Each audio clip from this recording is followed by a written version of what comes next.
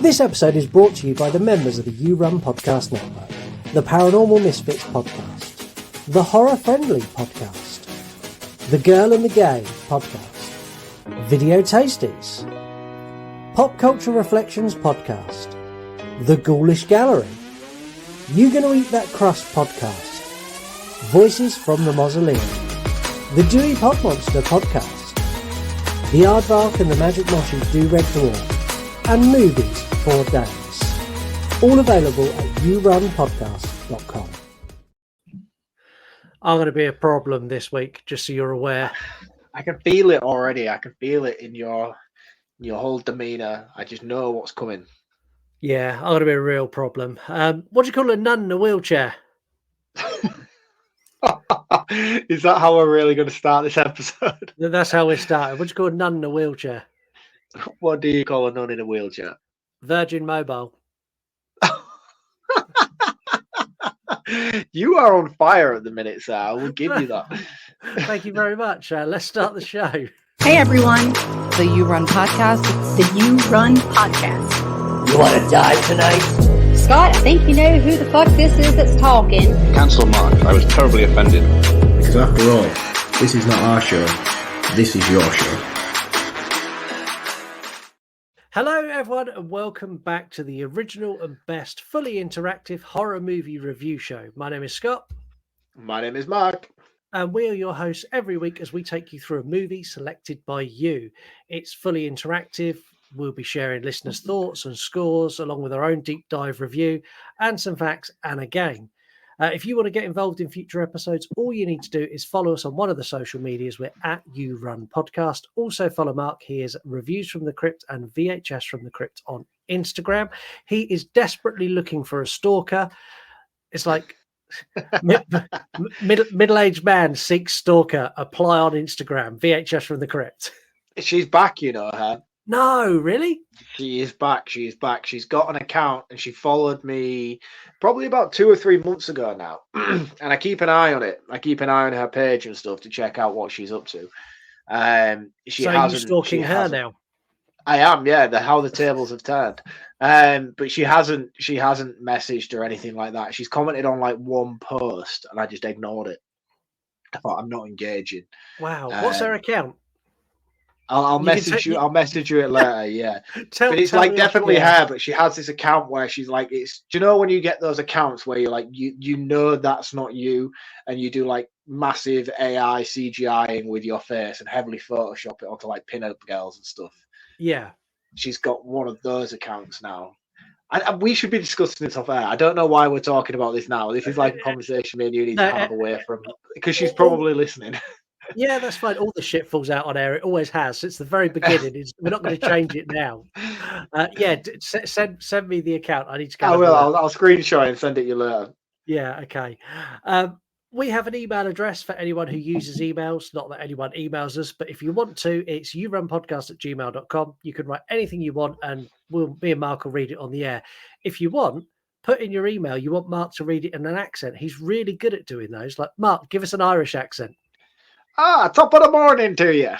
See how good? Give us your best American. I always sound like a cattle, apparently. Today, good morning, America. Yeah, see, look how good he is. Send us an email and Mark will read it on the air. You can also send us an audio DM on X or Instagram and we will play those on the air. But we have no emails and no voicemails this week, so we're going to be rocking straight into this week's review. Before I forget, don't forget to leave us a 5-star review wherever you can, Apple or Spotify. If you're watching us on Rumble, click like, click follow. Say something in the comments. If you feel like you want to spend some money and you want to buy something really nice for a loved one, friend, an enemy, whoever, we have an excellent selection of merchandise available at yourunpodcast.com. Mark's favourite t-shirt, which is this one, which I will be sending in one very, very soon. I have some coming. Full of shit. You're full of shit. Anyway. Today, imagine a place where losing your virginity was literally the difference between life and death. That's where we found ourselves this week. High school turns into a fast-paced scramble to give that cherry away to anyone who wants it, in a bid to avoid the killer. with real hatred for anyone who still has their V card. Minus the killer, that kind of sounds like secondary school anyway. So take a seat, get comfy as we share a teenage panic in a small town full of secrets as we visit Cherry Falls. Story like this.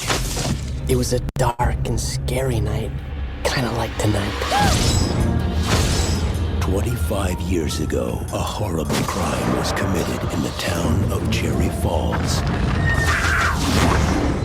Now... You haven't heard about Rod and Stacy?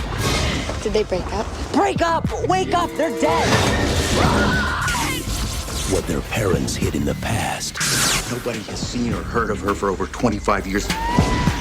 Mom, do you know anything about a woman named Laura Lee Sherman? No. Why? Is haunting the present. Who is it? Is your mom home? No. She didn't tell you I was coming by. 4 teenagers have been killed, a 5th viciously attacked. All victims appeared to be virgins. Everyone's decided to take themselves off the endangered species list and have sex. I need to ask you a personal question about how far you've gone, base-wise. Can you go further?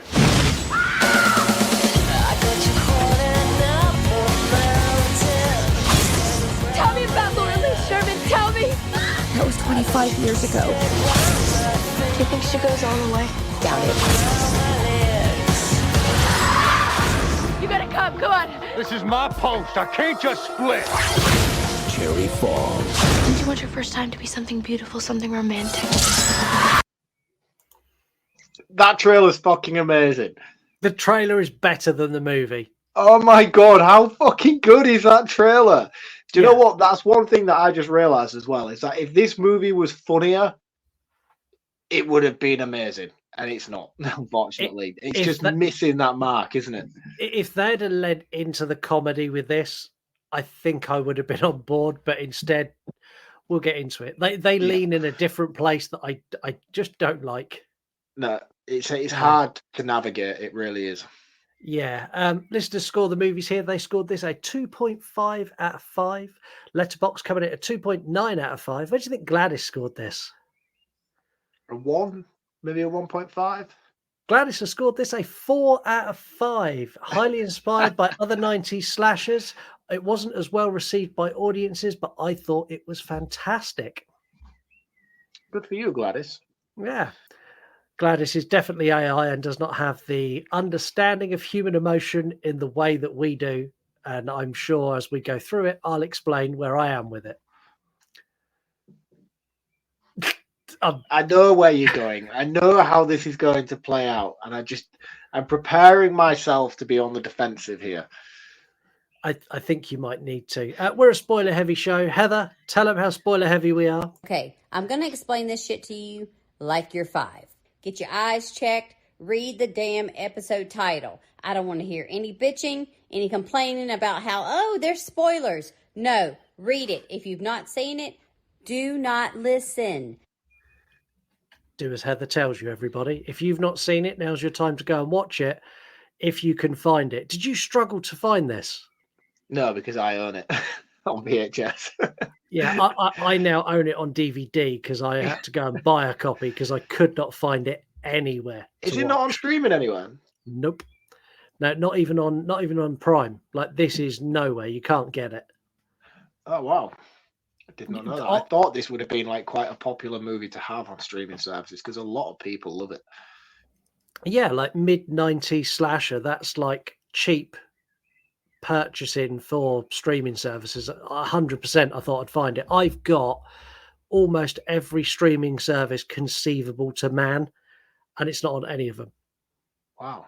That is insane. Yeah, no, I own it on VHS, so I didn't need to go too far to have to look for it. But yeah, I'm surprised that's not readily available, really. Yeah, I was. This episode is a listener request, which we've not had for a while.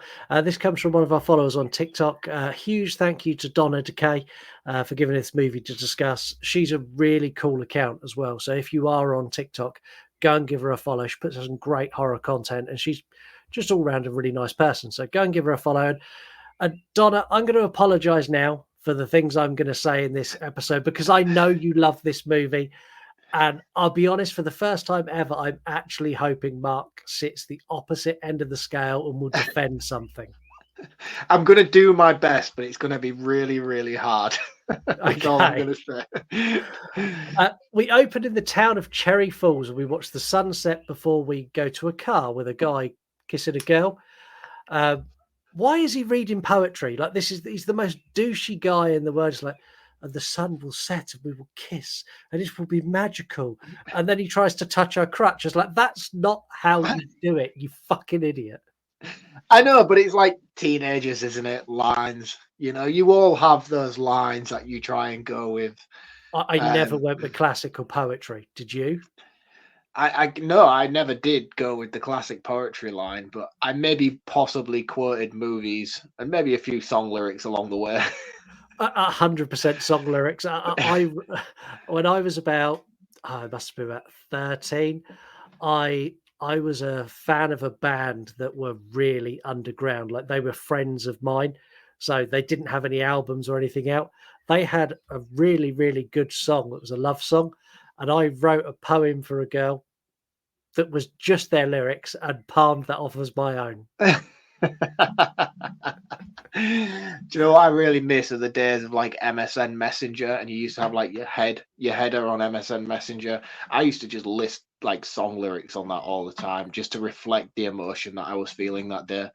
Yeah, you can do it now on Instagram in your you've got like a note feature. When you go into Messenger, you can put like a note on that's like says, you could like put on there out of office or having a bad day, or you could just add a song to it. It's like MySpace. Oh, that's cool, man. You was talking about TikTok and stuff earlier, man, and you've been mentioning Slasher quite a lot on these episodes. I dipped out of Slasher, and I'm kind of getting a bit jealous now that I'm not there. I don't know if I'm missing out or not. Is that starting to gain a bit more momentum these days? It's starting to get there. I like the Slasher app. There's lots of cool creators on Slasher who do things like visual practical effects, and that kind of stuff has a real home on Slasher. Yeah, like the stuff that's just too hard work, isn't it? Like, we both follow and love Horrify Me UK, and he gets heavily censored everywhere. Like, there are accounts like him on Slasher that are not censored at all, and they like show all of their work in all its glory. And yeah, I like it for that. Maybe I should jump back on Slasher. I can't do the TikTok thing, man. It's just I don't get it. I feel like I'm too old to do it. I done a video the other day, and I had many people I think would be classed as Gen Z informed me that I was too old to be on this app. Excellent. Which is fine. And all I did was thanked all of them for their comment, because it just gave me engagement and made the video get more views. So, hey. Anyway,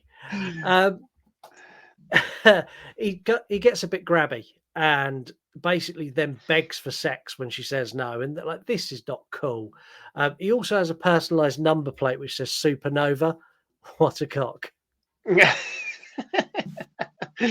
Yeah, there is no way this kid could afford that personalized number plate, this movie. Another car pulls into the car park behind them, and he thinks it's his friend, so he gets out. He's like, hey guys, what you doing? And as he gets round to the car, he realizes that there's no one there, and then he gets brutally stabbed and attacked. He crawls to like the edge of the other car, and he's begging this girl to open the door, and she's like, no.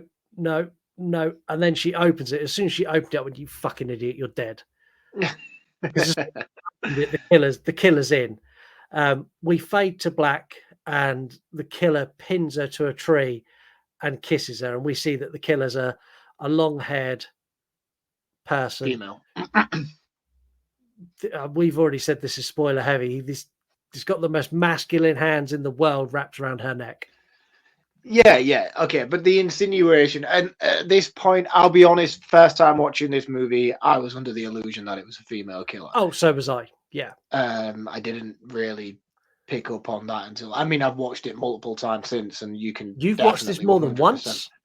I've seen this film probably about 15, 20 times in my life, I think.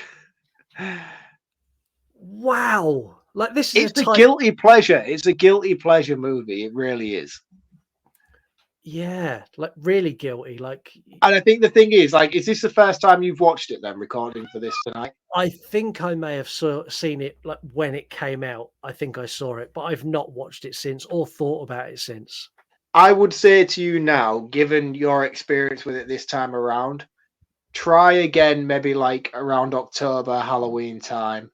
No, just no, like no, but like without giving it much thought, just have it on and be like, oh, I've got nothing else to do. I'll just put Cherry Falls on and watch it again. I mean, you own it on DVD now. You might as well get your money's worth. Give it another chance, but like knowing what you know, it does make it more enjoyable. Okay.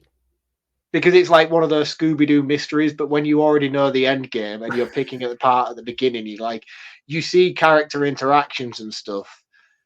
That there's character interactions in this movie. Yeah. I can't talk about it too much now because we haven't got there. I know this is a spoiler-heavy show, but I don't want to jump to the end. But like this stuff that happens with characters that when you watch it upon a second viewing, you're like, oh yeah, it was there at the beginning. It's black and white from the opening. What's what? Yeah. Okay. I probably won't do that. No, I didn't think you would. We now jump to two other kids hooking up in a car, and another car pulling in behind them. And I was like, oh, we're going to get another kill, but we don't. The guy's like, he tries to get sex, and she says no. He's like, yeah, this isn't working for me, and he dumps her. And then the person who gets out of the car is her mum. What's going on with the mum? Like the mum is like, hi there, young man. So she's very, very, very Mrs. Robinson. She is very, very Mrs. Robinson. And again, because we know why she's like she is, this whole behavior makes more sense. Like when you're watching it through and you see some of the stuff she does throughout this movie, you're like, you are absolutely nuts. Like absolutely nuts. But then when you get to the reveals towards the end, and then you go back and watch this movie play out, you're like, oh, that's why you're like you are. Yeah, I understand it. It's just I find it very cringy, like this middle-aged woman preying on like a 17-year-old boy. Like I find like, ugh. Yeah, and the fact that neither of them can act doesn't help in the slightest. No, it really doesn't. The mum gets back in her car. And the young couple finished breaking up, and now the mum basically said to the daughter, "You need to sneak in because if your dad catches you, you'll be in trouble." And he sneaks in, and she sneaks in, and like this movie does some real weird shit. And I'm going to address it now, so I don't have to keep addressing it. The relationships between parents and children in this are really weird, like really weird. Like long lingering looks and overly affectionate touching. Like it's riding a line that made me feel incredibly uncomfortable. And the dad and the daughter is the absolute worst. Like she comes in, he gives her a full on kiss on the lips. Like, whoa. Okay. Yeah. It's a scene where they're doing the self-defense later on and he pins her on the floor. Yeah. And they have the longing gaze between each other. I think the problem with this is that they try so hard to throw in red herrings along the way, but they're so misguided and so unimpactful. Like they're putting so much focus and effort into showcasing how shifty the mum is. But instead of doing it subtly, it's like, look how shifty she is. She may be the killer. And then it's like, look how creepy the dad is. He may be the killer. Look at the boyfriend. He must be the killer. And it's like, they basically insult the audience by being so overtly obvious with these insinuations that it just makes the whole world that this movie is set in feels like a David Lynch film, because everything is so exaggerated to the fullest, because the director and the writer of this movie thinks that the people watching it are completely stupid to the point where they have to so obviously spell everything out. It's like, look, we're trying to insinuate that she might be a suspect. We're trying to insinuate that he might be a suspect. That's why we're going to make him seem really, really odd. And nothing about this entire world feels natural. And it's so damaging to the movie because of it. And that's why when we watch that trailer, and it insinuated it was like an Idle Hands level comedy, yeah, it would have worked much better for this movie had it have been that, had it have had those jokes, had it have had that parent being really boozy and drunk and coming in and hitting on the kid, and there'd been a comedy element to it. You would have got that little giggle and that little laugh out of it, and then you'd have got the creepy dad element, but it would have also been complemented by a joke or two, to the point where you would have had this just more of a relaxed approach to it. But because everything's so surreal around it, and it's trying to play everything so straight, it just doesn't work. It's so misguided. It really is misguided. It's just weird. It just gives off weird vibes. And I've got lots of questions when we get to some feet shit later, but we'll talk about that when we get there. There's so many weird things in this. It's like the director just poured his fetishes into a movie. That's what I get from this. It's bizarre. So the dad is a cop, and he grounds her for 2 weeks. That night, he gets a phone call at 3 a.m. says, you need to come down to this crime scene. And we cut to the crime scene, and it's the murder from the girl and the boy earlier. The girl has been nailed to a tree and tortured, and this kill looks great. Like, effects here, brilliant. Can't knock it for that. It does, but what I will knock it for is its choice of editing. It does that. It's sort of like the crime scene camera click thing, and then you get the flash, and then a scene, and then a flash, and then a scene. I hate this kind of stuff. I really, really dislike it. And it's similar to what we spoke about on the Saw episode, where they do that rapid flash, sort of sequences on screen. And I don't think it works very well here, purely based on the fact that how edited this movie is, because we don't actually see, other than the deputy later on who gets an axe in his head, and that's not a spoiler because it's just shown us it in the trailer we just watched. That's the only actual kill we see on screen in this entire movie. Like, even before when we were speaking about the opening, you was talking how brutal that guy. That's just your mind playing tricks on you. You don't see that guy get killed. You don't see the girl get killed. You just see him kiss her, and then it fades to black. And then again, we just see the aftermath of it here. Like, nobody actually dies on screen in this entire movie, apart from the killer himself at the end when he, spoilers, gets kicked off the balcony. He gets kicked off the balcony, and the deputy who gets an axe in the head. Yeah, that is literally it on screen. No, my soul died on screen watching this. Let's head to high school. We follow the daughter, who's called Jodie. I'll start calling her Jodie because I can't call her the daughter the whole episode. And we meet her really annoying friend Timmy. Timmy is the absolute worst character in this movie. He drives me up the fucking wall, and he's like, did you hear about the murder? I just want him to, like, as soon as he's on screen, like, go away. You're too loud. You're too in my face. And he's like it all the way through. And I'll be honest, I was hoping he'd be killed off early.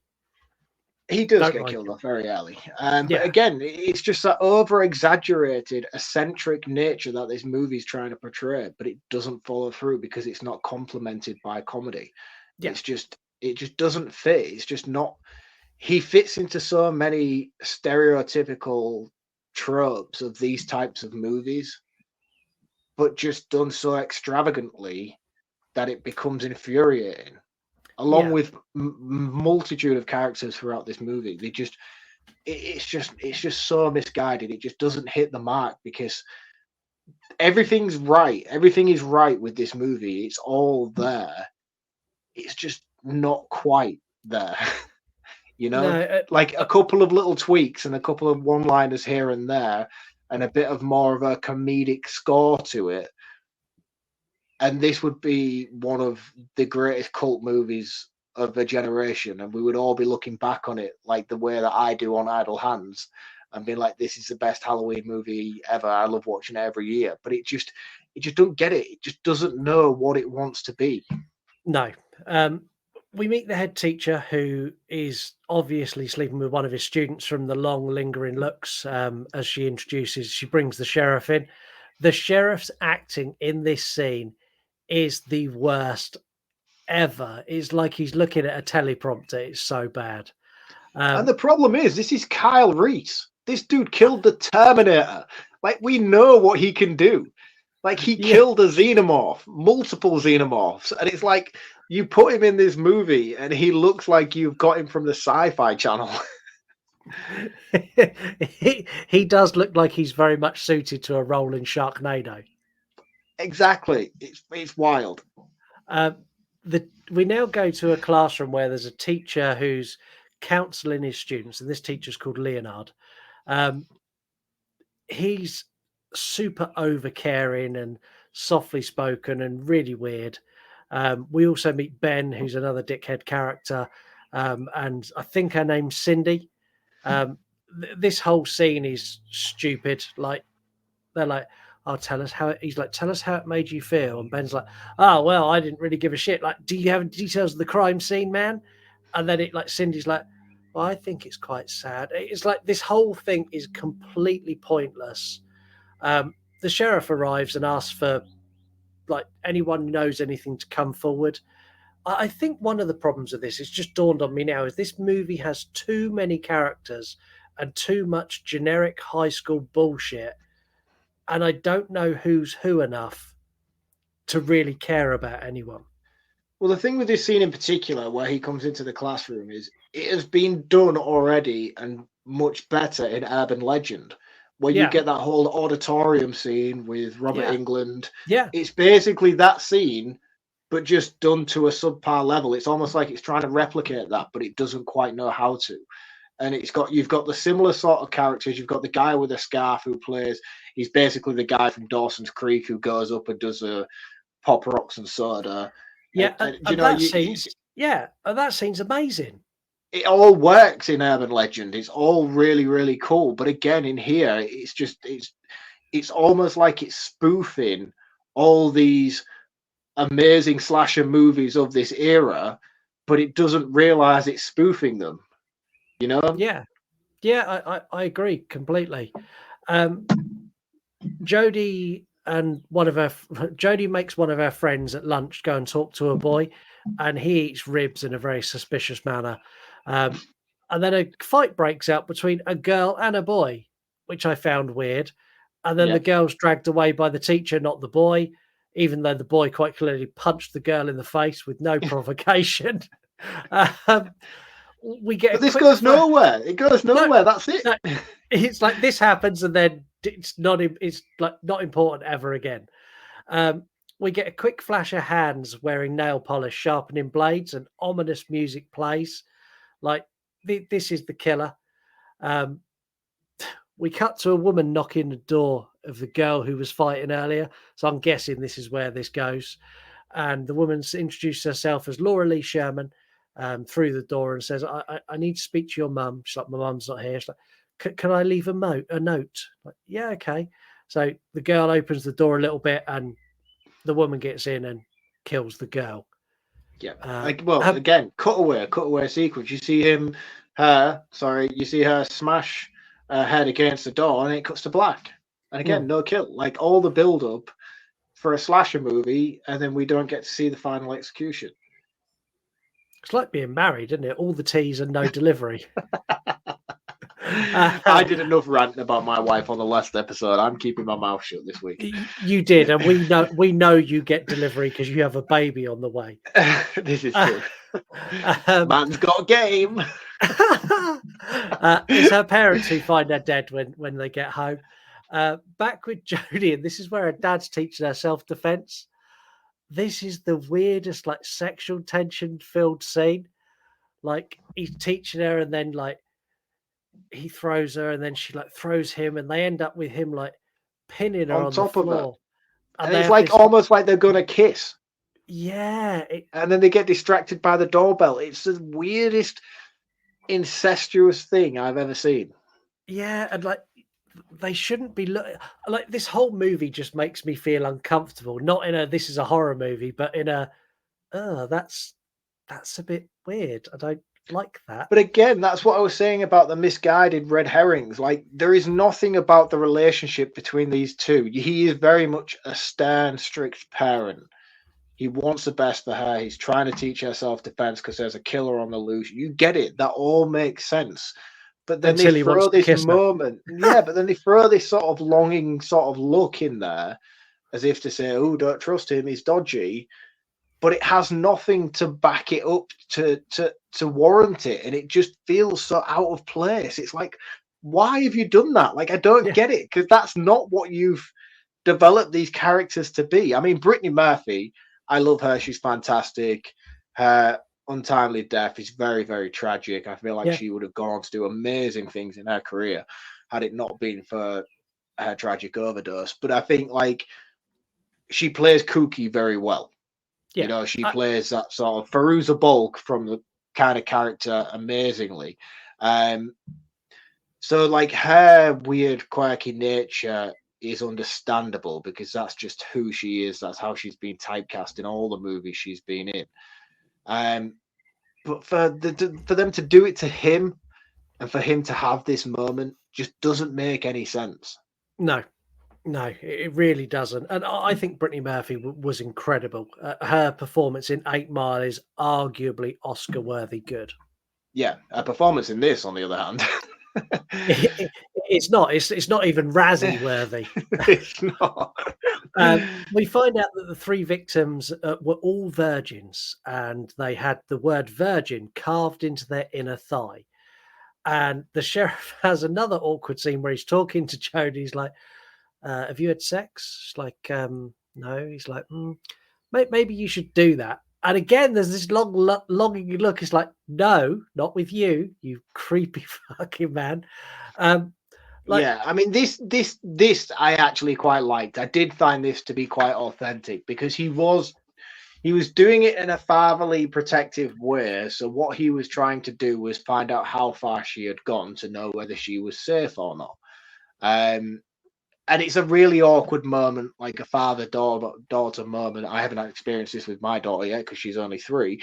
But eventually I will get to a point in her life where I will need to know this stuff to know what level of conversations I need to have with her. And you can tell he doesn't want to have this conversation, but he needs to know where she's at in terms of how much protection she's going to need going forward. So I do like this conversation. I do find it very authentic. This one didn't weird me out. I didn't find any creepy element about this. I think it weirded me out because they set it up in the previous scene where they were fighting, and I was like I just had this dirty feeling all over me. Yeah, I think it continued on from previous scenes, and I get that. I do get that. But if you separate that scene on its own, it is actually quite all right. I'm all right. It's about as best as I can give it. I'll be honest with you. The sheriff calls an emergency town meeting and says, "Get everyone to the school gym." And Jodie goes to hand in her paper to her teacher, Leonard or Leonard. Might be Leonard. It's Leonard. I just can't read. And she quotes poetry to him, and then they quote poetry together. Again, more uncomfortable, weird behavior between an adult and a child. And like, he knows that she's broken up with her boyfriend. Like, everything about this just screams like this is a pedo movie. That's where I am with this. It's a pedo movie. The director wrote. Don't say that, because that makes my defense of this movie really, really hard. If that's where you're brandishing it, I don't. That's just the vibe I get from it. Jodie thought she saw someone in the hall. She's like, "Oh, I saw someone." And the teacher's like, "Right, let's go." And he goes out into the hall and he's like holding her hand as they go to investigate. He finds a cigarette butt and he throws it, and it lands near some boots, which I would assume was the killer, but I know it's not the killer. So whose boots did that land by? That was... Do you want me to say? Yeah, I do, because I don't know. Yeah, that's her boyfriend who was in the car with her earlier on. You see later on when they're on. When you see later on when they're on the bed, he's got like a Tipex Windows 98 flag on his top of his boot. But again, red herring that they're trying to insinuate that he's a killer. And then when you see his boots later on, you're like, "Oh, you're the dude." So that's, again, but it doesn't make sense because there's so many plot holes along the way that it can't possibly be him.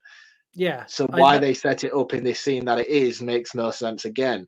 But the way that they focus on the shoe, the way that they focus on the shoe is just so like sort of scary movie level.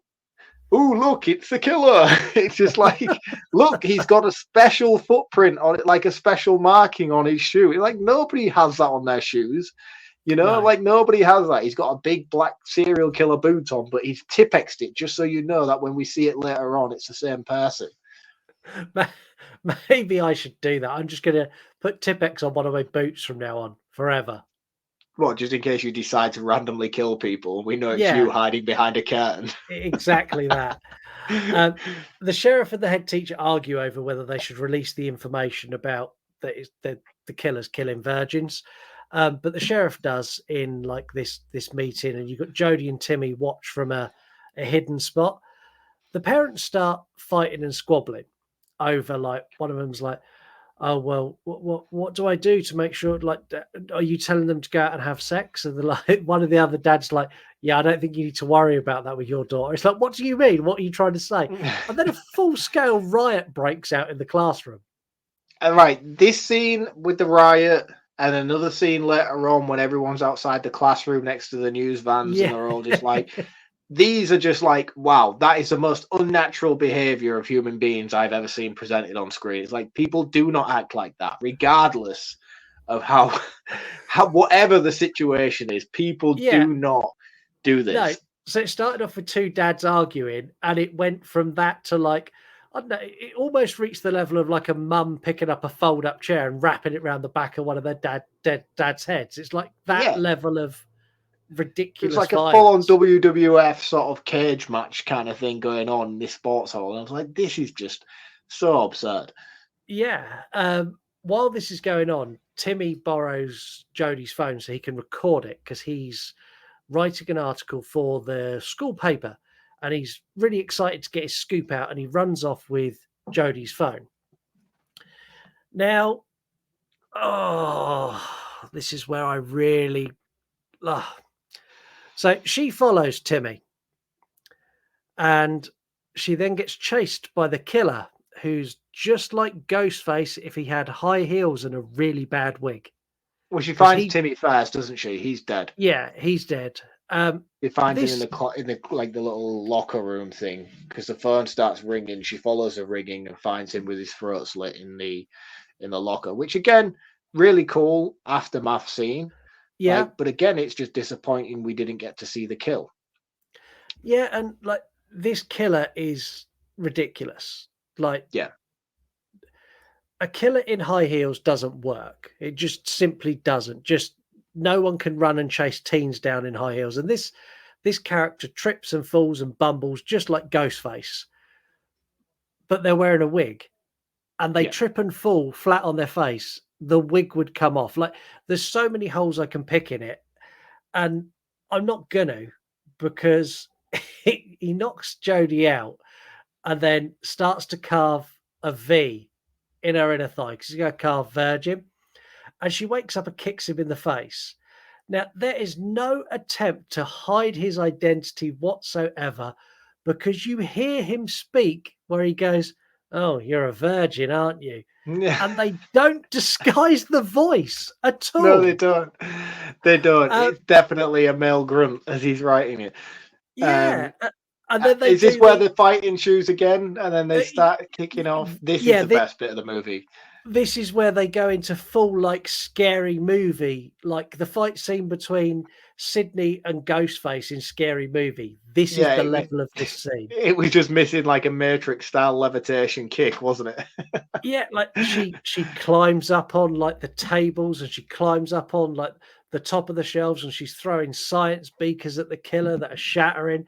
And then she picks up a knife and she cuts a rope that's attached to a giant plastic great white shark that swings across the room and sends him flying into a fish tank. Which was amazing. It's fucking awesome. Like, out of context, this is really, really cool. I love this. I was like, yeah, logic defies it all. There is no way you had the perfect aim with that shark. Like, that is precision cutting of the ropes to be able to make that shark hit him and knock him flying like it did. But I loved it and I was on board for it. And again, that's what we were talking about. Like, this whole thing is Scary Movie level spoof comedy stuff. And had this continued from start to finish, these elements would have been the greatest sort of combination of stuff throughout, and I'd have been like, oh, this movie's awesome. Honestly, mate, there's this one scene where she climbs up top, she's throwing like science speakers, and then you won't believe it, but she cuts this rope and it knocks this 10-foot shark into him, and he falls into this fish tank. Honestly, it's hilarious. You need to watch this movie. But it doesn't do that. Like, if it had kept this level of insanity, like from the off, if it was this level bonkers, like stretch into the realms of the absurdity of Sharknado and lent into it, 100% this would be a movie for me. I'd be all over it, and I'd be singing its praises and defending it against anyone who dared say a bad word against it. But this is the only time they do it. Yeah. Unfortunately, she escapes, and the killer escapes out a window. And Jodie goes and sits with a sketch artist and does a composite sketch. And then some random kid arrives to confess the murders. That goes nowhere. Nope. The sheriff goes for some quiet time in his office, and he calls the head teacher and faxes over the composite sketch. And for younger listeners, on a landline, if you have two landlines in the same house, you can pick up one and hear what's going on the other one, like a walkie-talkie. I wonder how many people watched this scene and didn't understand what was going on. I think a lot. I think a lot as well. So I watched this with my eldest boys, and both of them like looked at me, and I had to explain it. Yeah. I figured that would be the case, which is bizarre to me. It makes me feel really, really old. Yeah, me as well. The sheriff knows who it is, and he basically says he recognizes it's Laura Lee Miller, and he's going to go and find her because he's been tracking her, and he kind of knows where she is. And the head teacher's like, you've gone mad. Like, just let it lie. It happened 25 years ago. We don't need to talk about it.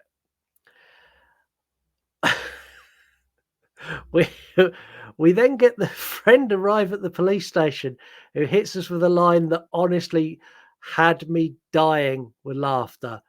I had to pause it because I couldn't stop. They're arranging a party, and it's going to be a big orgy where everyone loses their virginity, so they're no longer a potential victim. And she calls it the Hyman Holocaust.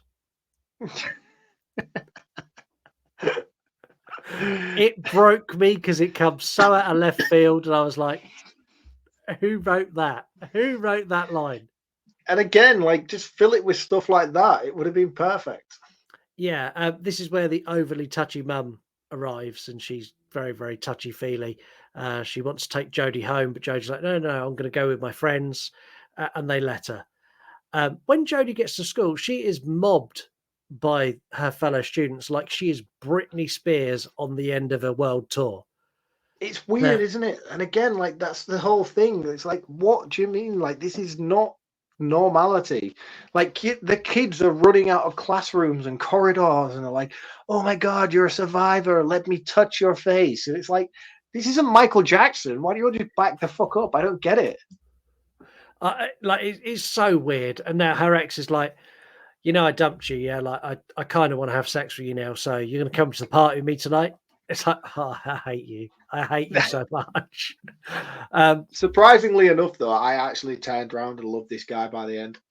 Yeah, by the end, 100%. I agree with you. In this scene, I'm like, oh, come on, man. Like, you wanted sex. You said no. You dumped her. You now want sex again. It's kind of a given you're going to get it. But you're still forcing her hand. Like, let her make her mind up herself. Yeah. I have thoughts about the prep talks. So the girls have their prep talk on the bleachers where there's a girl who's obviously had sex many times saying, forget orgasms, forget anything that you think sex is going to be. This is just survival. And like one of them's like, how about clitoral climax? She's like, unless you're masturbating on your own, that is not an option here. And then we got the guys, and they're just smoking a joint. It's like, yeah, I'm gonna get some tonight. Gonna be the best 2 minutes of our life. It's like, oh, fucking hell. The sex party makes the local news, And this news is broadcast into the TVs, and the head teacher sees it. And then he puts out a warning over the tannoy going, anyone attending the orgy will face the all the penalties I have the power to impose. The school bell goes, and we have a riot. Again, what the fuck? Why are they out there like rocking the news van, and like they pin the news reporter down on the ground and like rip his shirt off, and the girls start putting lipstick marks on his chest? I'm like, what is this? Yeah, it's very, very, very, very elaborate, unnecessarily. Like, nobody behaves like this. People just don't act like this in real world. No. Jodie gets home, and her mum is super leery again, and is also a major pisshead. And this is the first time we really see her like swigging neat whiskey straight out of the bottle. She asks her, so Jodie asks her mum who Laura Lee Sherman is. Her mum's like, no one. I have never heard that name before. Not ever. So she goes, you go and have a lie down now. And Jodie goes, okay then. And then sneaks out and goes to the library. I love the machines they search for stuff on. These are so cool. Yeah. I can never think what they're called. No, it's like that projector thing, isn't it? Like the slide projector. Yeah. I feel like when they translate these on screen in movies, like I know by the time these films have come out that there has been better technology since. Mm-hmm. These worked really well in the X-Files. And the thing is as well, like I always remember from when I was younger, these things were like little mini sort of like Polaroid photos, but they were really thick. They were like 5 mil thick.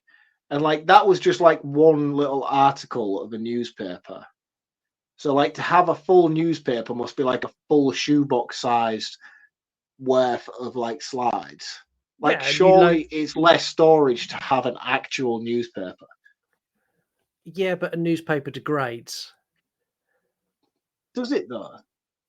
Yeah, to an extent. You can't like pick it up and read it after a certain amount of time. It'll become brittle and start falling apart. Yeah, but like you've got not like, I mean, we're talking 20 years. Do you know what I mean? Like 20 years since the incident that this is referring to. Like there's like books that are like 1,000 years old and stuff that people have. Yeah, but in their they're collections. Not. Yeah, but they're not picking them up and thumbing through them because they're going to tear the pages. Thumbing through them. Yeah. I don't know why that sounded worse than it came out. It just felt right for this episode. Now, she finds an article on Laura Lee Sherman, and she hears a noise and goes to investigate that too. It's her mum. They try to build a jump scare, and it's her mum. And she demands that her mum tells her who Laura Lee Sherman is. And her mum... One thing that pisses me off about this, sorry to interrupt, but why is the mum like dressed in all black like a cloak? I don't know. Again, like the red herring thing, it's like the mum's in all black, like she must be the killer.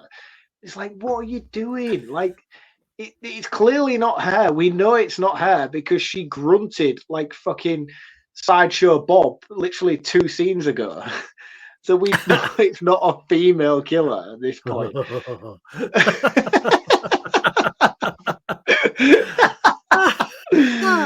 But again, they just do some really, really wild, elaborate stuff.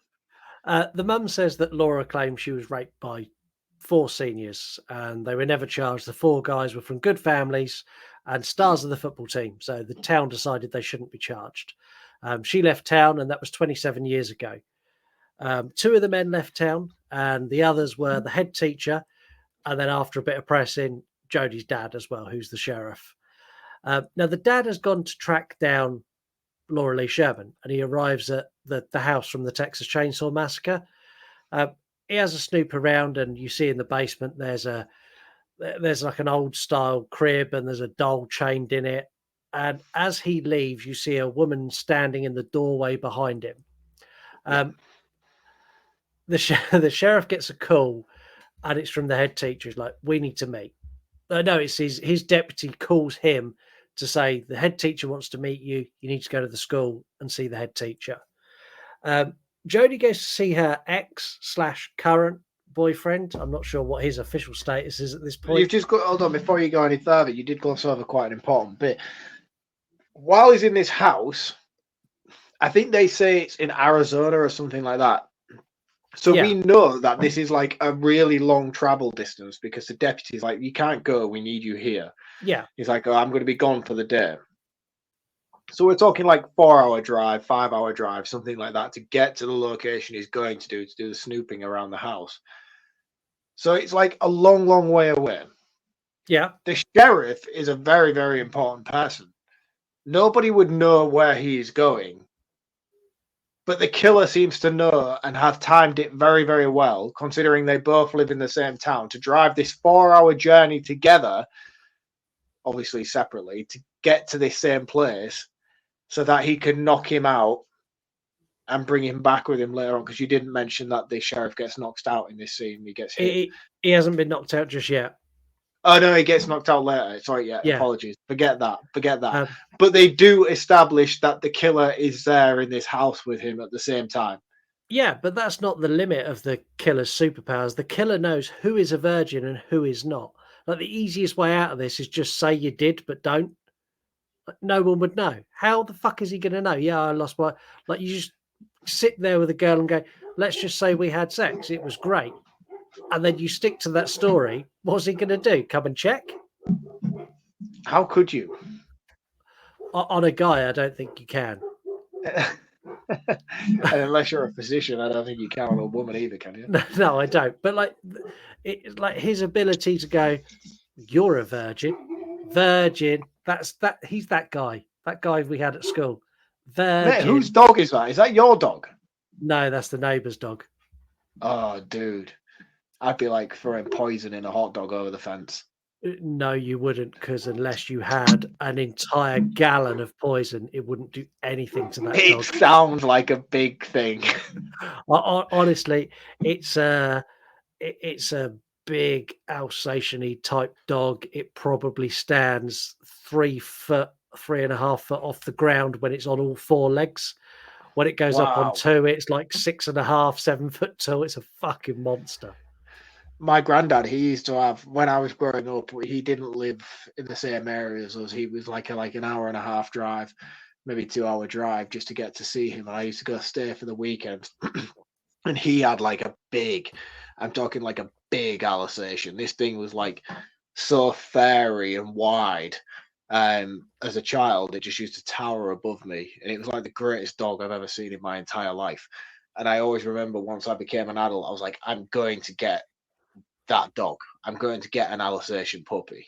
Man, they take work to own a dog like that. Like that is like the you say having children is a commitment. Having an Alsatian is a commitment. They need walking like 4 times a day, and not just like to the top of the street and back. They need like proper mountainous walks. Yeah, I don't know why I sidetracked so much. I just got lost in my obsession of Alsatians for a moment.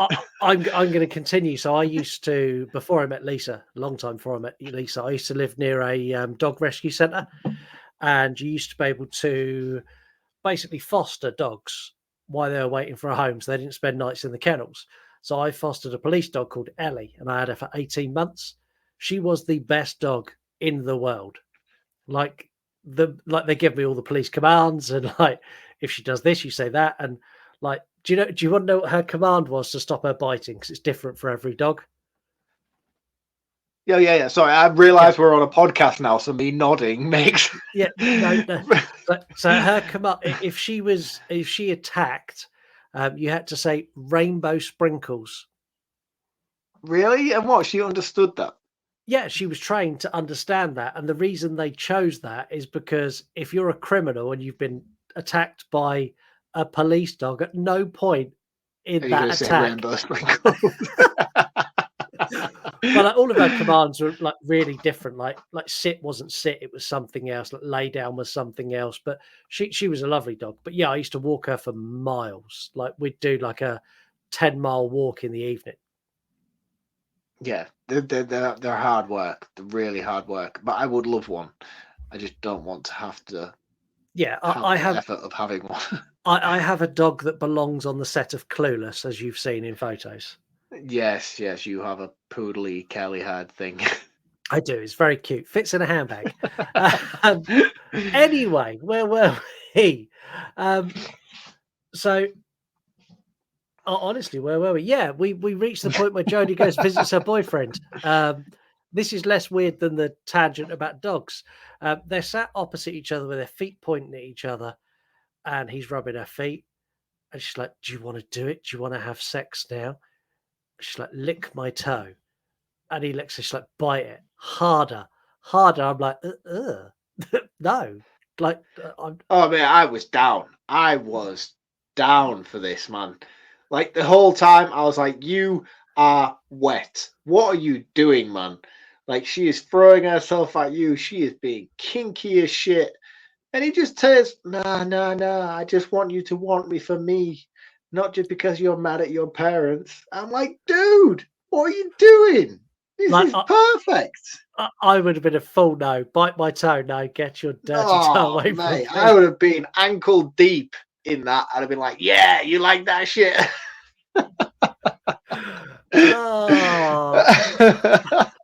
Our kinks do not align. We will move on swiftly. Yeah, I'm not a foot guy in the slightest, but I was like, yeah, dude, just do it. What is wrong with you?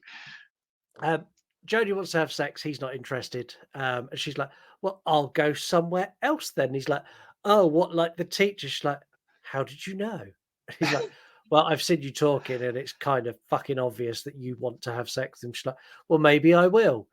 I don't know why she becomes such a bitch here. She's been a very level character all the way through. And just in this scene, she's like, well, fuck you. I'm going to go fuck the teacher, you fucking arsehole. I was like, I mean, she has just found out her dad's a rapist. So, I mean, that might have some little effect on you. Yeah, but would it make you a bitch? Or would you just be a bit like freaked out and like need some time to yourself to process what you just learned? I don't know. She's been all emo with it, isn't she? Yeah. The school sheriff goes to meet with the head teacher, but the head teacher is dead. And they carved in his forehead. They were a non-virgin. So it's like, look, we're breaking the mold, but we're letting you know we're breaking the mold with this kill. Let's just be real. These guys are virgins, and we're not. Be honest. Sheriff has like a oh no moment and then gets smashed in the head with a trophy, and this is where he gets kidnapped. This is where he gets knocked out. Yeah. And we cut to the big party. Now the cops are there, but they're under instruction not to treat it like any other party. Like if something bad happens, interfere. If not, leave the kids to have their party. They're not hurting anyone. But they insinuate that they're trespassing on a property that they're not supposed to be at. And then they're all having like this big witch covenant bonfire in the courtyard, which is massively out of control. They're throwing mattresses and all sorts on it. Yeah. How is this not warrant enough to shut it down immediately? I'm not sure. And like the party itself, I don't really want to say too much about the party. It's badly written. It's shockingly exploitive. It's far too long. It's the definition of trash movie making at its absolute worst. And I am not in for it at all. I didn't mind it. Of course you didn't. Jodie arrives at Leonard's house and he's like, he's dragging a heavy trunk. She's like, can I help you with that? He's like, yes, you can. That'd be great. Can you help me carry it to the basement? And then, bells. Yeah, like they push the thing down the basement. She's like, oh, what was in that thing? And Leonard just goes full on, no, it was your dad. Maybe my dad too. Yeah, maybe mine. Yeah, which kind of gives all of it away at this point. And then he proceeds to punch her in the face and knock her out. Yeah, brutally as well. That's like the most brutal thing in this movie is when she just gets sucker punched by this guy. Yeah. Back at the party, the makers of this movie feel intent on watching us watch 20 minutes of drink-addled teens touching each other inappropriately, which, don't get me wrong, when I was a teenager, I would have thought this is the best thing in the world. Yeah. I'm a 40-something-year-old man now, and I just felt a bit like, ugh. It's becoming a reoccurring theme on this show is that we're massively outdating these movies. Yeah, I think now, because I'm older, like anyone under the age of 30 could potentially be like the age of a child that I could have.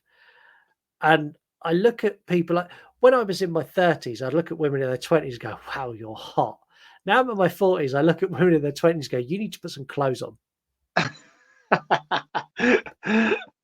Oh, how times have changed. They really have. Leonard demands that the sheriff tell the story. So he wakes the sheriff up and they're both strapped in chairs at this point, like facing each other. And he's like, I think you need to tell the story. And he's like, no, we already know the story. And Jones is like, even I know the story, like my mum told me. He's like, well, tell it anyway. And we get a flashback. And I think the flashback was unnecessary. Like we already know what's happened. I have to disagree with you on this a little bit, because I do think it provides quite a lot of decent context in terms of his role in the situation. His involvement, definitely. Regardless of how fucking stupidly elaborate it is, what happens when they do row the boat with him. But I didn't mind it. I thought I did quite like this. I'm going to go out there and say that I thought this was vital to the plot. Yes, I think I have a problem with rape revenge movies, and my problem lies with not the narrative, because like that is the most heinous crime in the world, and a revenge for that I think is a very fitting thing. But when I have to watch the scene of the rape, no revenge is good enough to make up for what that girl went through. And I think that's my problem I have with all movies like this. It's like that is such a heinous act, especially in this movie, because it's gang rape. There's a group of them that do it. Like there's no revenge that's fitting enough for that. And just my personal taste, I don't like seeing it. It doesn't. No, and I agree with you. I've mentioned this on the show many a times. I hate those movies. I do not think there is a place for it. I don't enjoy it. It's not something that I'm like, oh, let's go and watch this type of movie, because it makes me so uncomfortable to have to sit through it that I lose all sort of engagement of the rest of the film that follows. But in this movie, it doesn't show anything, and because everything else is so fucking bizarre around it, like I didn't even really like, up until the point where you've just mentioned it now about how actual severe it is when you think about it, like I didn't even think about it in this movie. I didn't even cross my mind of what was actually unfolding on screen, because it is just so fucking kind of nonchalant in terms of everything else. Like this is the most probably least offensive part about this movie. Yeah, this whole movie is like some sort of weird fever dream you've had when you've drunk too much and done too many drugs. Like this is something you've gone to sleep, you wake up, go, fuck, that was really weird. Like there was a bit like my mum was trying to kiss me, and then like it was just odd. That's how this movie makes me feel. Now, while he's telling the story, Leonard goes all Norman Bates and puts on his mother's clothes and the wig, and we find out that he is avenging his mother as his mother. So it is very much a Norman Bates trope. He basically turns around and says that it's very difficult to look like, because we find out in this flashback sequence that the girl who was raped absolutely idolized the sheriff. Like she wrote love letters to him. She like loved him unconditionally. He was like the thing. And the only reason that she got seeked help from these people was because he was there and she recognized his face. And then basically they do this weird flashback scene with the rape, and they showcase his involvement. He was basically passed out drunk, and they like lifted him up and leg and a winged him to have sex with her, which is just the most comedic thing I think I've ever seen in terms of what they were trying to showcase on screen. And how you and me both know when you are that drunk, that part of your body does not work. No, and I was like, when I was watching it, I guess because of this, that's maybe what detracted me from the severity of the situation because of how stupid it is. But we find out that she was pregnant after the incident, and he is the father to Leonard. And because he looks like Leonard, she used to beat him. But the funny thing about this is, and I don't know why they didn't do this, they say, look, we even have the same colored eyes. And then they focus in on Leonard's eyes, and he has blue eyes. Yep. And then they focus back in on the sheriff, and he has the greenest eyes I've ever seen in my life. And I'm like, you don't have the same eyes at all. Like, what the fuck? It's like, at least put some contact lenses in one of you. Do you know the funny thing, though? The head teacher did have blue eyes. Ah, so maybe the teacher was actually the dad, and he was wrong the whole time.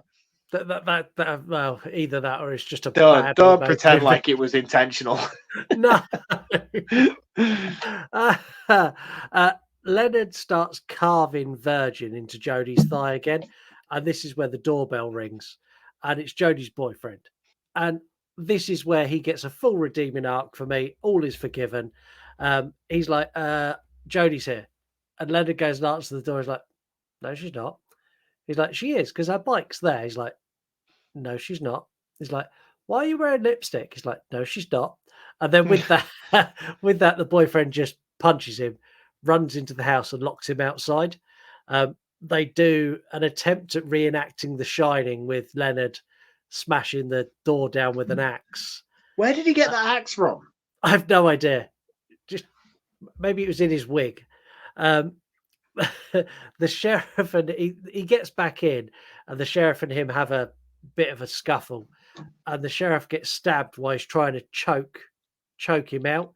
The boyfriend and Jodie get outside while Leonard kills the dad, and they run into the woods towards the party. Like, when they run into the woods, I went, why are you running into the woods? And then instantly it cut to the party. I was like, okay, I'll forgive that, I'll let it go. But again, in this moment, I was like, is Leonard's house next door to the party house? It obviously wasn't far away. No, like, they literally ran like from garden to garden. I was like, okay, that's a bit fucking coincidental. Yeah, they get there and they get to a cop and they explain what's going on. And he's like, well, I can't leave my post. And then with that, he gets an axe in the back of the head. Again, I think he says, I can't split my post. And then he gets split in half by an axe. Now, I nearly turned this movie off. Like, a couple of times, I nearly abandoned it. It was the first movie I was going to come on the show and go, you're going to take the ending because I don't know how it ended. But then I saw the runtime and there was 6 minutes left. And I powered through these last 6 minutes. It was worth staying around for because his ending is pretty cool. I'm going to agree with you. The ending of this movie is really good. So Jodie goes into the party and he's following in after her. He kind of does this thing where he manages to almost like herd Jodie where he needs her. And like, he goes into a room and you've got all the teens there and there's this big old orgy and they're all like body parts sticking out from sheets on the floor.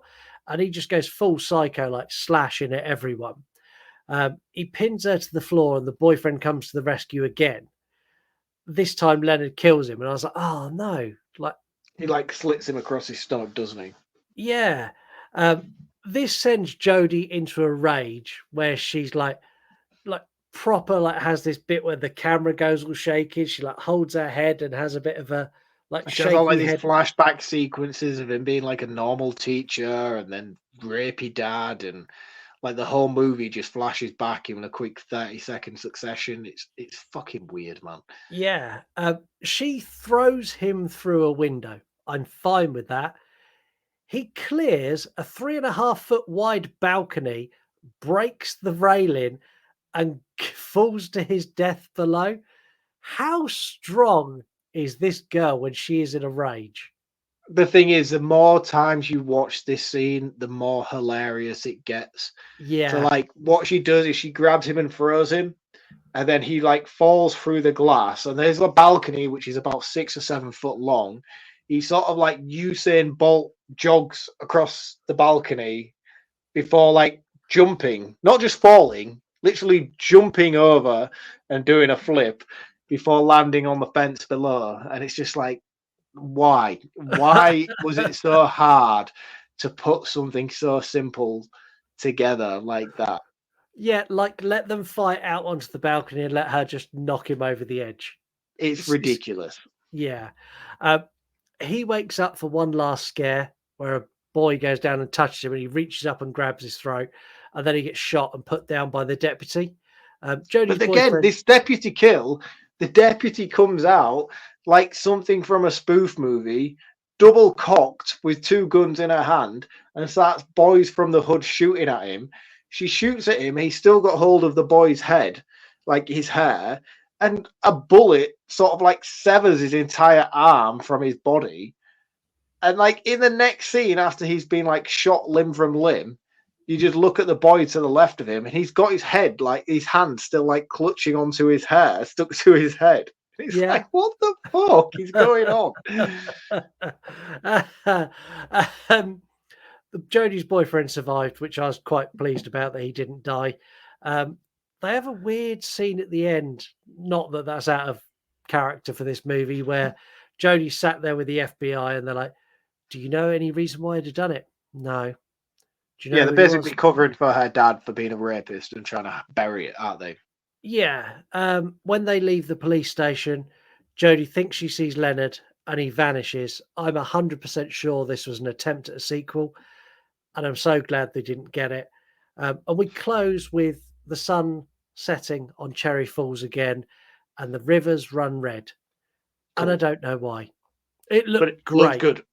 Looked like it. Put that in a vampire movie, best thing ever. But in this, I was like, why? Just why? Yeah, anyway, I don't know why. We're going to take a break. When you finish listening to this episode, why not head over to yourunpodcast.com and check out a podcast all about consumption. And that podcast is the Dewey Pod Monster, covering everything from independent film through to B-rated horror, through to brand new releases, and even TV shows and documentaries. The Dewey Pod Monster has everything you could possibly want. Hosted by John and Sean, this show is hilariously funny, very informative, and an excellent member of the You Run Podcast Network. Make sure you go and check out Dewey Pod Monster and all of the other members on the network as well. YouRunPodcast.com. It's like a smorgasbord of entertainment at your fingertips. There's not many 3-word reviews this week, and I don't think that reflects on how bad the movie is. I think it's just purely it didn't get seen by many people. Yeah. We're going to start on X. We've got Nightmare Kirsty. Love this movie. They're a horror collector and owner of Nightmare Toys in Las Vegas. Wolfman's cool got account. Really cool account. Wolfman's Got Nards, another really cool account. Excellent horror YouTuber. Like a virgin. Woo. If you put the woo on the end, then it doesn't consider itself as being a 3-word review. No, I added that. Oh, okay. I'll let him off then. We've got ATGNAT. They're a horror podcast, and they've gone with Piece of Shit. We've got Mike Unofficial, quirky, underrated masterpiece, and they're a horror fan. Over on where we go next, Threads, horror movies and shit. Very poor execution, and they're a horror movie podcast. Scumbag Ring OG, Sleepy Slasher Gem, and they're a mixed fan account. On Instagram, Zombie Simon, underrated as fuck, and they're a mixed film account, and loads of people commented under that agreeing with Simon.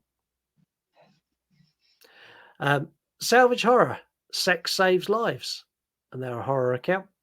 Adriel245, Cheesy But Good, and they're a horror enthusiast. And finally, Nerdy Dad 42, Pop That Cherry, and they're a mixed fan account. I like that one. No TikTok talks this week, not because they didn't want to play, but quite simply I forgot to ask them. It's been a busy week, Ben. It has been a very busy week. It got to about an hour before we recorded, and I was like, shit. Oh well, we'll be all right. Let's do some facts on this. So there were censorship issues when this was due to be released, and it never got a theatrical release in the United States. It was instead released as a TV movie on the USA Network. As a result, Cherry Falls still to this day is one of the most expensive TV movies ever produced with a $14 million budget. Wow. Yeah. I don't know what's more of a wow that it's one of the most expensive, or wow they spent 14 million to make what we got.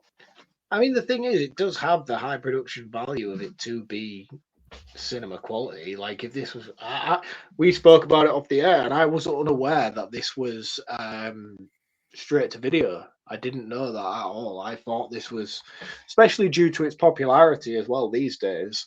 Yeah, I thought this was cinematic sort of release. Yeah, this was they got 30 days to film this, and the director went over budget and over schedule within the first week.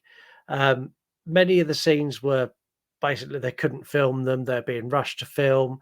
They had limited time to film. They had issues with the schools they were filming in, so they filmed in a couple of schools, and they didn't correctly inform the schools of what they were filming, and they had complaints from parents, and like the whole production was a fucking shambles. Now, the director had a very specific vision for this, and so much so that he would argue with people on set if they didn't agree with the way he wanted to do it.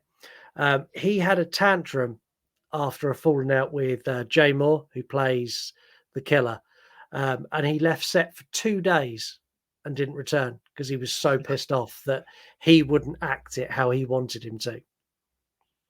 Wow. Yeah, like childish. Very, very spit your dummy out behavior. Very, very much so. There were several scenes in this that were cut out, so they went for an R rated on this, and they couldn't get it. They got an NC-17. In fact, they got an unrated first, then an NC-17. And then, if I'm honest, I think they just got fucked off and just cut everything. There was a lot more in this. There was graphic nudity, like everything. Tits, like the whole shebang. Tits, tackle, everything was in this movie. All of that was cut. Like that entire like orgy scene where they're all under sheets. Like they were all naked. There was no sheets in the original cut. The thing is, of all the movies that have had like uncuts or director's cut releases, this has never seen anything like that. No, it hasn't. The death of Annette, I don't know who that is. So she was, oh, okay, right, I know it is now. So the girl who, when they hit her with the door, yeah. Originally the door was the glass pane was going to break, and the scene was going to be her neck being slowly pushed down on the shard of glass to kill her. Again, like there's so much cool stuff that would have made this movie better. Yeah. There was more blood in all the scenes. There was all the Timmy's kill was on screen with spurting blood and splatter that hit the camera. Yeah, it was hindered by lots of things that they couldn't do because they couldn't hit the rating. Did you watch all the way to the end credits? No. At the very end of the end credits, it said no virgins were harmed in the making of this motion picture. That's cool. I like that. We're going to play a game. I'm going to pick one of these to introduce our game. Let's go with that one. I'm an adult virgin. You were going to dance to. I was going to say, is that going to keep going? No. I'm an adult virgin. We've spoken a lot about virginity today, so I thought I would bring back a game we've not played for a while, which is Two Truths and One Lie. And this is all going to be about how I lost my virginity. Oh, mate. The last time we played this, we found out some really, really weird shit about what you pierced and what you shouldn't have pierced. Yeah. So I'm going to share 3 statements about how I lost it. And you need to tell me which one of these is a lie. Also, full disclosure, this is going to be rather embarrassing for me. So if we can kind of get through it without you mocking Oh, me no, too no, no. much. This is going to be brilliant. Please Yeah. continue. So, statement number 1. I lost my virginity in the summer in a wooded area that backed onto an army barracks while a friend of mine and a friend of hers waited on the path outside, keeping watch until we had done the deed. Right. Number 2. I lost my virginity to a lady in her 30s who took me under her wing in a very Mrs. Robinson style and taught me all the ways of the world. This lady was one of my mum's friends. Did she, by any chance, happen to be interested in piercings? Number 3. After I had lost my virginity, the condom has vanished, but it was quickly located. It turned out I hadn't put it on properly and it had fallen off in the throes of passion.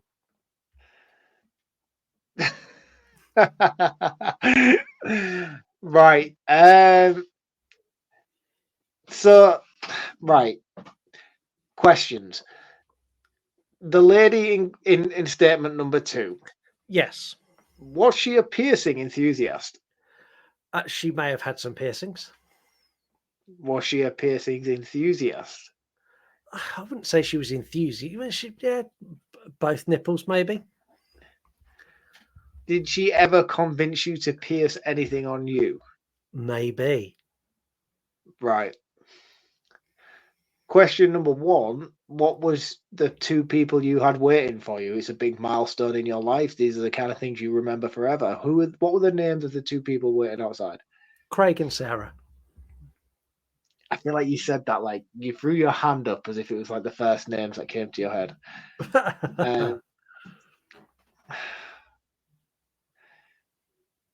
The older lady from statement number 2.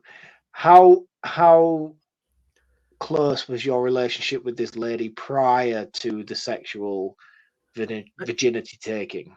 She was our next door neighbor. Right. Did you go around willy-nilly? Like, did you spend time there with her, just you and her? Yeah, she had a son same age as me. Right. Okay. Were you friends, or did you share his mum? Well, that's kind of what you're trying to work out. I'm not going to tell you that because that gives it away. Right. How old were you when you lost your virginity? I was young. Like, don't say something ridiculous like, I was a player, mate. I lost mine when I was 11. You know what I'm saying, boy? No, I was 13 when I lost my virginity. 13 years old? No. No, that is bullshit. No, you didn't. I did. It's not something I'm particularly proud of, but I did lose it at a very young age. Mate, your sack must have looked like 2 little kiwis, mate. There's no way you had enough hair on there to fucking fulfill that. Barely, but hey, it happened. Right. So you were 13, and how old was this older lady from statement 2? In her 30s. So that is illegal. Like, that is like, especially at the age of 13, that is a massive criminal act. Oh, yeah, that's 100% a crime that you'd go to prison for. Can I have her name and address repeated out loud on this podcast in case that is true? No, you cannot. Right, so number 1 seems the most plausible because that is like the kind of thing you would do at that age. You would have little lookouts. It's like, oh, we're gonna do this. It's like, yeah, we got your back, bro. We'll keep watching. Okay, so number 1 you think is the truth. So I lost it. No. I think number 1 is the most plausible. Okay. For a normal person. For a normal person, number 1 is the most plausible situation. But there's things I've learned about you over the past 6 months that makes me very skeptical. Well, yeah, no, but things have come to light in the past 6 months. I've known you a long time, but things have taken a strange turn in the past 6 months that made me think I don't know you quite as... Yes, this is it. It's all going to come back to the piercing. What you shared and what you enlightened the world on that episode has changed the course of our relationship forever. Daddy, chill. Daddy, chill. I think 1's the most believable. I'm inclined to go with number 2, though. My gut is telling me that you are strange enough for this to be a thing, and this lady needs to go to jail. So you're trying to find the lie. I'm trying to find the lie. Yeah, you can't have. There's two lies, isn't there? I'm just trying to find the truth. There's one lie. There's two truths. There's two truths. You can't lose your virginity twice. No, so there's two truths in there. So only one of those stories about me losing my virginity is true. One of them is a lie, or the I lost my condom is a lie. It's up to you. One is a lie. There's two truths and one lie. Right. So 13 years old, older lady, condom, don't know what to do with it. So those two are the ones that I'm thinking are true. I think the one with your friends backing you up is false. I think you lost your virginity to an older lady who should go to jail, and you fumbled a condom in the process. Okay, that is incorrect. I did sleep with an older lady. She was the neighbour of my mum. She didn't have a kid who lived there, but I was in my 20s when that happened. So that's all fine and all legal and all consensual. I lost my virginity in a wooded area in the summer. And we went to this wooded area, and the two friends stood up on the path and kept watch for us in case we got caught. I should have gone with the most generic thing because I knew that was the most plausible. Yeah, I didn't put the condom on properly, so I didn't roll it down all the way. So at some point it came off, and then there was a whole thing for about 2 months where I was really concerned that I was going to become a dad. So you just put it on like a beanie hat? Basically. So anyone who is going to lose their virginity, you need to roll it down all the way to the bottom. You can't dress it like Eric Cartman and think it's going to work.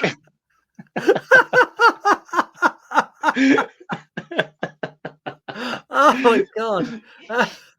I've just got a vision now of my cock sounding like Eric Cartman. Hey, guys. Right. I'm going to round this one up first. This does nothing for me. It's very Scream, I know what you did last summer, but nowhere near as good. Like, they shouldn't be muttered in the same sentence. Performances across the board are bad. Like, bad. There is no one in this movie I would go, you're a really good actor, or really good actress. The whole plot and narrative is just so off the wall. Like, things don't make sense. Things are just weird. Like, the whole thing's just kooky. I think it's created with a mindset to shock audiences. I think they went out with the intent of going, it's a rape revenge, and also we've got this and we've got that. And I think they very much wanted to try and shock people. And like you say about the red herrings, I think they were in there to throw people off. But because they handled them so ham-handedly, you get these, like, is the dad a pedo? Is the mum a pedo? Why did the mum just kiss her on the lips? And why is the dad like an inch from her nose? Like, all of it just felt weird. The plot twist I felt was a bit shit. It was very Norman Bates. It's been done before and infinitely better. It's a subpar slasher. I don't know. I think people have got fond memories of this because it went to TV, and a lot of people saw this on TV at ages they probably shouldn't have seen it on TV. I didn't enjoy this. It was a chore. It sits up there with Dead Girl as like making me feel uncomfortable. It's on that same sort of level. It's a 1 out of 5 from me. Okay, I get that. Again, this is like probably like a first time watch for you. You maybe saw it when you were younger, but this is the most recent memory you have of it. For me, the acting across the board is absolutely shocking. The cutaway kill sequence is just dire and criminal. Like, when you're watching a slasher movie, you expect to see, if everything else around it is dog shit like this movie is, the one shining element you have is over the top kill sequences. Yeah. And this movie cuts away from every single one of them, and that is the most disappointing element about it. I want to give it while I continue on my negatives, I want to say the direction is terrible and the editing is shocking. It tries to do some clever, inventive things with its camera work that just translates so poorly to screen and makes it look like one of the lowest budget production movies I've ever seen. And I love low production movies. I think the one thing that I want to give praise to overall is the writing, because I think the concept of this movie is really, really good at its core. The story is quite well written. The reveals and stuff that happen throughout this movie, I think I don't think it translates very well on screen, but I do think at its core there is a really good story here.